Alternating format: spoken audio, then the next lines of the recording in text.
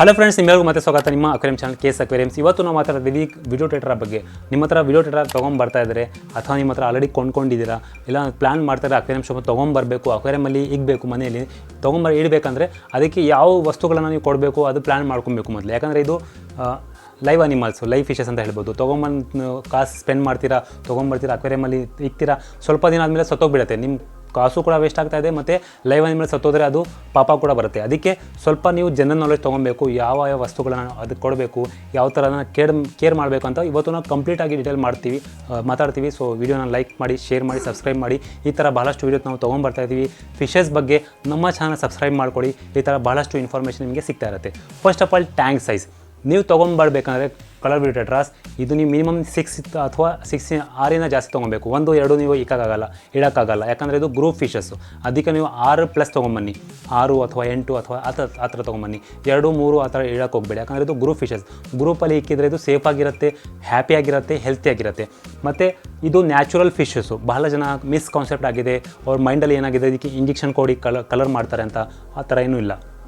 ಇದು natural generation ಇದೆಯಲ್ಲ, ಅದು ಮೊದಲು 2 ವರ್ಷ 3 ವರ್ಷ ಹಿಂದೆ ಅದು ಜೆಲ್ಲಿ ಫಿಶಸ್ ಮತ್ತು ಬೇರೆ ಬೇರೆ ಫಿಶಸ್ನ ಜೆನೆಟಿಕ್ ತೊಗೊಂಬಂದು ಸೈಂಟಿಫಿಕಲ್ ಆಗಿ ಇವ್ರ ಪೇರೆಂಟ್ಸ್ನ ಮಾಡಿದರು. ಆ ಪೇರೆಂಟ್ಸಿಂದ ಈ ಮರಿಗಳು ಬಂದಿರೋದು. ಇದು ನ್ಯಾಚುರಲ್ಲು. ಇದಕ್ಕೆ ಯಾವುದು ಕಲರ್ ಮಾಡಿಲ್ಲ, ಇದಕ್ಕೆ ಯಾರೂ ಇಂಜೆಕ್ಷನ್ ಮಾಡಿಲ್ಲ, ಇದಕ್ಕೆ ಯಾವುದೂ ಮೆಡಿಸಿನ್ ಹಾಕಿಲ್ಲ. ಇದು ಬೈ ಬರ್ತ್, ಇದು ನ್ಯಾಚುರಲ್ಲು. ಇದು ಕಲರ್ 100% ಸತ್ತು ಕೂಡ ಇದು ಎಷ್ಟು ವರ್ಷ ಮೀನಿರುತ್ತೆ ಅಷ್ಟು ವರ್ಷ ತನಕ ಇರುತ್ತೆ. ಇದು ಕಲರ್ ಫೇಡ್ ಆಗೋಲ್ಲ ಮತ್ತು ಹೋಗಲ್ಲ. ಅದೊಂದು ಮಿಸ್ಕಾನ್ಸೆಪ್ಟ್ ಆಗಿದೆ ಜನರಲ್ಲಿ. ಅದಕ್ಕೆ ಅದು ಕ್ಲಿಯರ್ ಮಾಡಿದೆ. ಇದು ಮೆಡಿಸಿನು ಹಾಕಿಲ್ಲ, ಇಂಜೆಸ್ಟು ಕೂಡ ಮಾಡಿಲ್ಲ, ಇದು ನ್ಯಾಚುರಲ್ಲು. ಅದೊಂದು ಕ್ಲಿಯರ್ ಆಯಿತಾ. ಮತ್ತು tank size, minimum tank size ಈ ಮೀನನ್ನು ಇಕ್ಬೇಕಂದ್ರೆ 1.5 ಅಡಿ ಅಥವಾ 2 ಅಡಿ ಟ್ಯಾಂಕ್ ಇರಬೇಕು. ಬೌಲಲ್ಲಿ ಇಕ್ಕಕ್ಕೆ ಹೋಗಬೇಡಿ. ಬೌಲಲ್ಲಿ ಹಿಡಿದ್ರೆ ಅದು ಬೇಗನೆ ಸತ್ತೋಗುತ್ತೆ, ಯಾಕಂದರೆ ಆಕ್ಸಿಜನ್ ಸಪ್ಲೈ ಜಾಸ್ತಿ ಬೇಕು. ಇದು ಬಾಡಿ ನೋಡಿ ಎಷ್ಟು ಚಿಕ್ಕದಾಗಿದೆ. ಇದು ಆಲ್ರೆಡಿ 5 ನಿಮಿಷ ಆಯಿತು, ಫಿಲ್ಟರ್ ಆಫ್ ಮಾಡಿ. ಆಲ್ರೆಡಿ ಮೇಲ್ಗಡೆ ಬಂದು ಅದು ಗ್ಯಾಸ್ಪಿಂಗ್ ಮಾಡ್ತಾಯಿದೆ. ಯಾಕಂದರೆ ಇಷ್ಟೆಷ್ಟು ಚಿಕ್ಕ ಅವ್ರ ಲೇಬ್ ಇರ್ತಿರುತ್ತೆ, ಇಷ್ಟೆಷ್ಟು ಗಿಲ್ಸ್ ಚಿಕ್ತಿರುತ್ತೆ. ಅದು ಆಕ್ಸಿಜನ್ ಸಪ್ಲೈ ಅಷ್ಟು ಕೆಪಾಸಿಟಿ ಇರಲ್ಲ ಹೋಲ್ಡ್ ಮಾಡೋಕ್ಕೆ ಬಾಡಿಯಲ್ಲಿ. ಅದಕ್ಕೆ ಯಾವಾಗಲೂ ನೀವು ಆಕ್ಸಿಜನ್ ಸಪ್ಲೈ ಜಾಸ್ತಿ ಕೊಡಬೇಕು. ಅದು ಆಕ್ಸಿಜನ್ ಸಪ್ಲೈ ನೀವು ಚಿಕ್ಕ ಟ್ಯಾಂಕಲ್ಲಿ ಇಡೋಕ್ಕಾಗಲ್ಲ, ಬೌಲಲ್ಲಿ ಇಡೋಕ್ಕಾಗಲ್ಲ, ಅದು ಸತ್ತೋಗ್ಬಿಡುತ್ತೆ. ಅದಕ್ಕೆ ಮಿನಿಮಮ್ 1.5 ಟ್ಯಾಂಕು ಅಥವಾ 2 ಫೀಟ್ ಟ್ಯಾಂಕಲ್ಲಿ ಇಡ್ರಿ. 6+ ಇಡಿ. ಮತ್ತು ಆಕ್ಸಿಜನ್ ಸಪ್ಲೈ ಯಾವಾಗಲೂ ಜಾಸ್ತಿ ಇರಬೇಕು, ಕಮ್ಮಿ ಇರಬಾರ್ದು. ಈಗ ಸದ್ಯಕ್ಕೆ ನಾನು ಫಿಲ್ಟರ್ ಆಫ್ ಮಾಡಿದ್ದೀನಿ ನೋಡಿ. ಇಲ್ಲೊಂದು ಫಿಲ್ಟರ್ ಇದೆ, ಇಲ್ಲೊಂದು ಫಿಲ್ಟರ್ ಇದೆ, 2 ಫಿಲ್ಟರ್ ಇದೆ. ನಾನು 2 ಫಿಲ್ಟ್ರಲ್ಲೂ ಆಕ್ಸಿಜನ್ ಸಪ್ಲೈ ಕೊಡ್ತಾ ಇದ್ದೀನಿ. ಅದು ಕೂಡ ಇದಕ್ಕೆ ಕಮ್ಮಿ ಆಗ್ತಾ ಇದೆ. ಸೊ ಅದಕ್ಕೆ ಜಾಸ್ತಿ ಆಕ್ಸಿಜನ್ ಸಪ್ಲೈ ಕೊಟ್ಟರೆ, ಎಷ್ಟು ಜಾಸ್ತಿ ಆಕ್ಸಿಜನ್ ಸಪ್ಲೈ ಕೊಡ್ತೀರಾ ಅಷ್ಟು ಒಳ್ಳೇದು ಇದಕ್ಕೆ. ಇಲ್ಲಾಂದರೆ ಬೇಗನೆ ಸತ್ತೋಗ್ಬಿಡುತ್ತೆ. ಮತ್ತು ಹೀಟರ್ ಇರಬೇಕು. ಇದು ಕೋಲ್ಡ್ ವಾಟರ್ ಫಿಶಸ್ ಅಲ್ಲ, ವಾರ್ಮ್ ವಾಟರ್ ಫಿಶಸ್. ಅದಕ್ಕೆ ನೀವು ಟೆಂಪ್ರೇಚರ್ ಇರಬೇಕು. ಹೀಟರ್ನ ಆನ್ ಮಾಡಿ, ನಾನು ಹೀಟರ್ ಹಾಕಿದ್ದೀನಿ.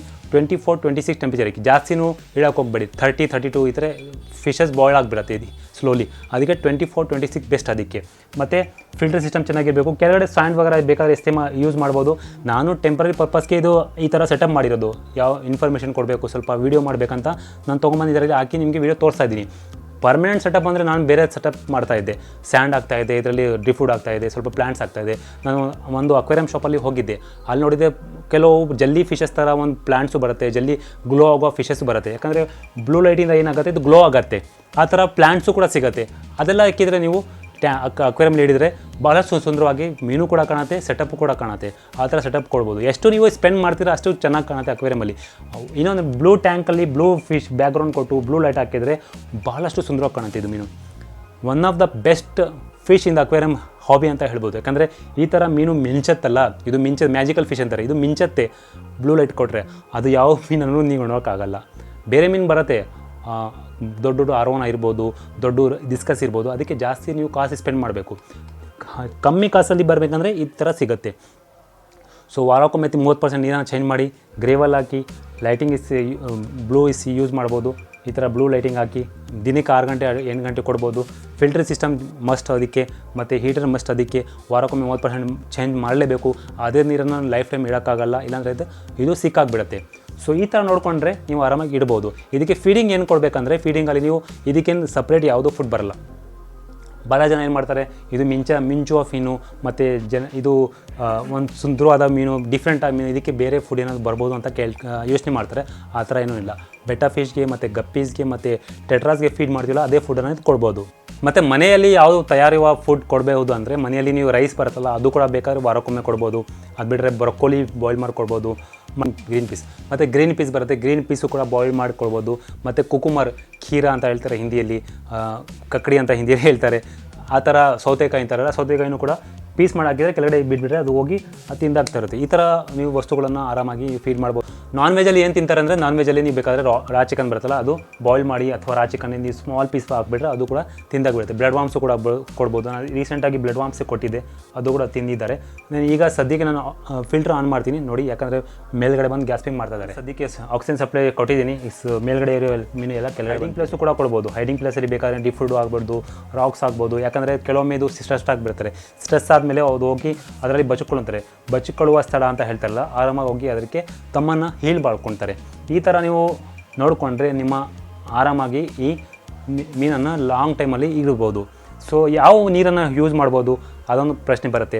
ಟ್ಯಾಪ್ ವಾಟರ್ ಯೂಸ್ ಮಾಡ್ಬೋದಾ, ಅಥವಾ ನಲ್ಲಿ ನೀರು ಯೂಸ್ ಮಾಡ್ಬೋದು, ಅಥವಾ ತೊಟ್ಟಿ ನೀರು ಯೂಸ್ ಮಾಡ್ಬೋದು, ಅಥವಾ ಫಿಲ್ಟರ್ ನೀರು ಯೂಸ್ ಮಾಡೋದಾ? ಯಾವ ನೀರು ಬೇಕಾದರೂ ಯೂಸ್ ಮಾಡ್ಬೋದು. ಬೆಸ್ಟ್ ನೀರು ಅಂದರೆ ಇದಕ್ಕೆ ಫಿಲ್ಟರ್ ನೀರನ್ನ ಯೂಸ್ ಮಾಡಿದರೆ ಇದು ಬಹಳಷ್ಟು ಚೆನ್ನಾಗಿ ಬೆಳೆಯುತ್ತದೆ. ಅದು ಬಿಟ್ಟರೆ ನೀವು ಬೇಕಾದರೆ ಟ್ಯಾಪ್ ವಾಟರ್ ಯೂಸ್ ಮಾಡ್ಬೋದು, ಬೋರ್ವೆಲ್ ವಾಟರ್ ಯೂಸ್ ಮಾಡ್ಬೋದು, ಅದಕ್ಕೇನು ಪ್ರಶ್ನೆ ಏನಿಲ್ಲ, ಅದು ಕೂಡ ಯೂಸ್ ಮಾಡ್ಬೋದು. ಬರೀ ವಾರಕ್ಕೊಮ್ಮೆ 30% ನೀರನ್ನು ಚೇಂಜ್ ಮಾಡಿ. ಕೆಳಗಡೆ ಏನಾದರೂ ಗಲೀಜೇನಾದರೆ ತಿಂಗಳಿಗೊಮ್ಮೆ ಅದು ಪೈಪಿನ ತೆಗೆದಾಕ್ಬಿಡಿ. ಸೊ ಈ ಥರ ನೀವು ನೋಡಿಕೊಂಡ್ರೆ ನಿಮ್ಮ ವಿಡಿಯೋ ಡೇಟಾನ ನೀವು ಆರಾಮಾಗಿ ಇಡ್ಬೋದು. ಬೌಲಲ್ಲಿ ಯಾವಾಗಲೂ ಇಡಕ್ಕೆ ಹೋಗಬೇಡಿ. ಅದೊಂದು 1 ಫೀಟು ಅಥವಾ ಸ್ಮಾಲ್ ಟ್ಯಾಂಕಲ್ಲಿ ಸ್ಮಾಲ್ ಟ್ಯಾಬಲ್ಲಿ ಇಡಕ್ಕೆ ಹೋಗಬೇಡಿ. ದೊಡ್ಡ ಎಷ್ಟು ಟ್ಯಾಂಕ್ ಇರುತ್ತೆ ಅಷ್ಟು ಚೆನ್ನಾಗಿ ಇದು ಬೆಳೀತದೆ. ಮತ್ತು ಬ್ಲೂ ಲೈಟೇ ನಾನು ಆಲ್ವೇಸ್ ರೆಕಮೆಂಡ್ ಮಾಡ್ತೀನಿ. ಯಾಕಂದರೆ ಬ್ಲೂ ಲೈಟ್ ಇಕ್ಕಿದರೆ ಚಿಕ್ಕ ಟ್ಯಾಂಕಲ್ಲಿನೂ ಇರೋನು ಕೂಡ ಬ್ಲೂ ಲೈಟ್ ಇದರಿಂದ ಕಲರೇ ಚೇಂಜ್ ಮಾಡಿಬಿಡುತ್ತೆ. ಇಲ್ಲಿ ಎಕ್ಸಾಂಪಲ್ ನೋಡ್ಬೋದು. ನಾನು ಸ್ಮಾಲ್ ಟ್ಯಾಂಕಲ್ಲೂ ಇಟ್ಟು ನೋಡಿದ್ದೆ, ದೊಡ್ಡ ಟ್ಯಾಂಕಲ್ಲೂ ಹಿಡಿದು ನೋಡಿದ್ದೀನಿ. ಭಾಳಷ್ಟು ಡಿಫ್ರೆಂಟಾಗಿ ಬರುತ್ತೆ. ಸೊ ಇದು ಇವತ್ತಿನ ವಿಡಿಯೋ ಅಷ್ಟೇ. ಐ ಹೋಪ್ ಈ ವಿಡಿಯೋ ಇಷ್ಟ ಆಗಿರ್ಬೋದು. ಸೊ ಐ ಹೋಪ್ ಆ ವಿಡಿಯೋ ಇಷ್ಟ ಆಗಿರ್ಬೋದು. ಈ ಥರ ವಿಡಿಯೋ ಭಾಳಷ್ಟು ವಿಡಿಯೋ ಬರ್ತಾ ಇರುತ್ತೆ. Thank you for watching. ಇನ್ನೂ ವಿಡಿಯೋಲಿ ಸಿಗೋಣ. ಅಲ್ಲಿನ ತನಕ ನಮಸ್ತೆ, ಗುಡ್ ಬೈ.